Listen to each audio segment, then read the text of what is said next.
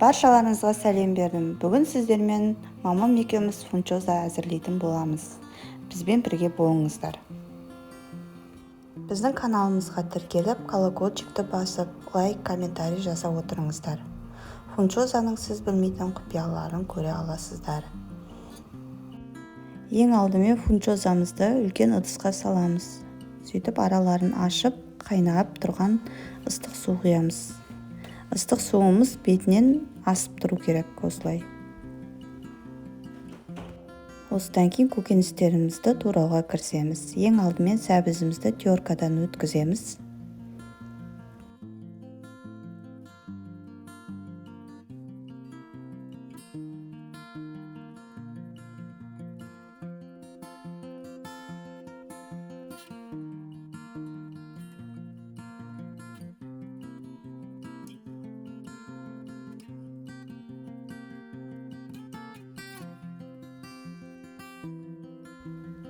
Енді қиярымызды солонка қылып тураймыз. Майдалау солонка қылып турай беріңіздер.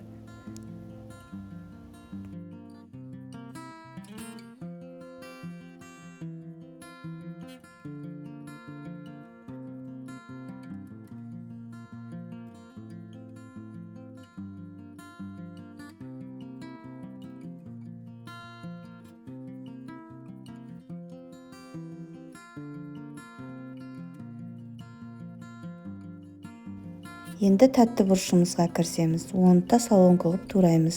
Менде жасыл және қызыл тәтті бұрыш болды. Сол үшін осы екеуін әдемілеп жұқалап тураймыз.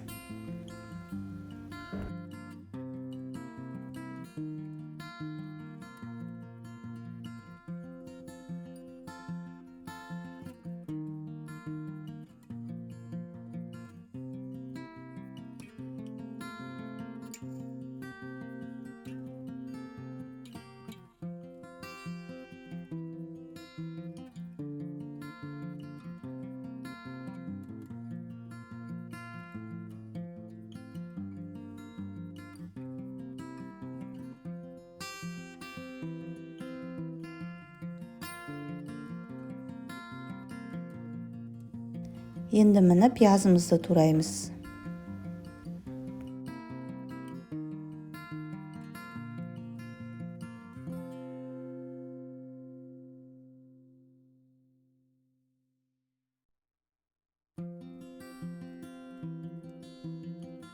Міне өзімізге керек заттардың бәрін турап қойдық. Енді жаңағы қайнаған судағы фунчозамызды сүзіп аламыз.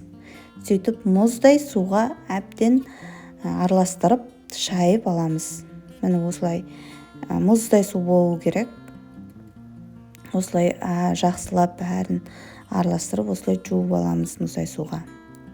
Сөйтіп суы толығымен кеткенше қойып қоямыз.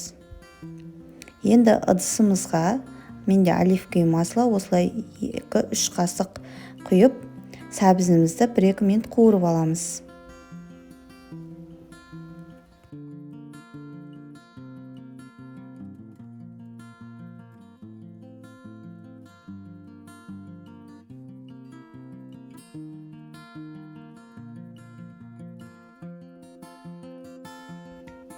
Міне қуырып болдық. Енді жаңа фунчозамызға үстіне осылай қуырылған заттарымызды үстіне қоя береміз, қоса береміз. Енді ыдысымызға тағы да 1-2 қасық оливковый масло қосып, тәтті бұрышымызды саламыз. Оны да 2 минуттай қуырып аламыз. Міне қуырылып болды, жақсылап қуырылды. Енді оны да фунчозамыздың үстіне саламыз.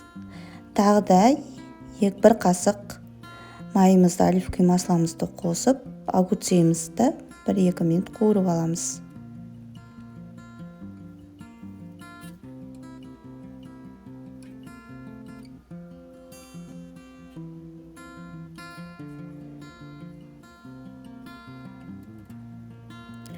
Міне 2 минут қуырылды. Енді оны да фунчозамыздың үстіне саламыз.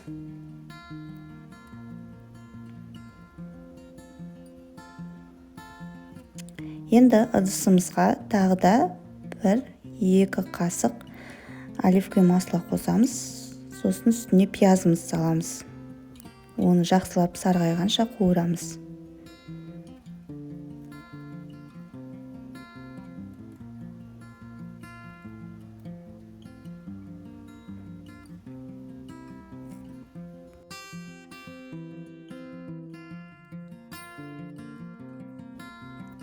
Міне пиязымыз сап-сары болып қуырылды. Енді үстіне бағана турап қойған етімізді саламыз. Оны да солонка қылып тураған болатынмын.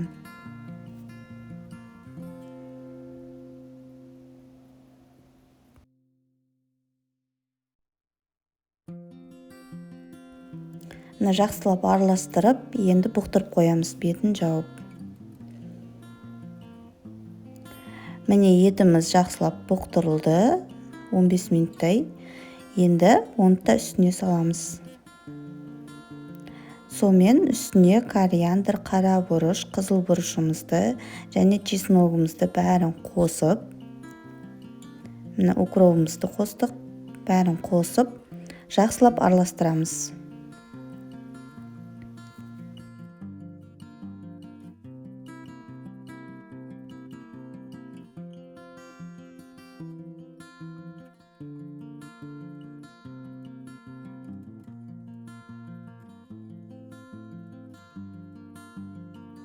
Міне жақсылап араластырып болғаннан кейін үстіне 1 қасық уксус құямыз және 3-4 қасық соевый соус қосамыз. Сонымен жақсылап араластырамыз. Осымен мамам екеуміздің жасаған фунчозамыз дайын.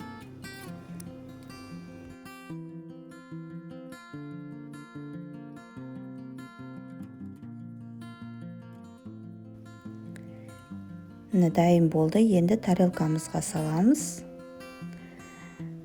Үстіне күнжіт қоссаңыздар да болады, қоспай берсеңіздер де болады. Міне тәп-тәтті, әп-әдемі, дәмі деген енді керемет болып шықты. Бізбен бірге болғандарыңызға рахмет. Ас болсын.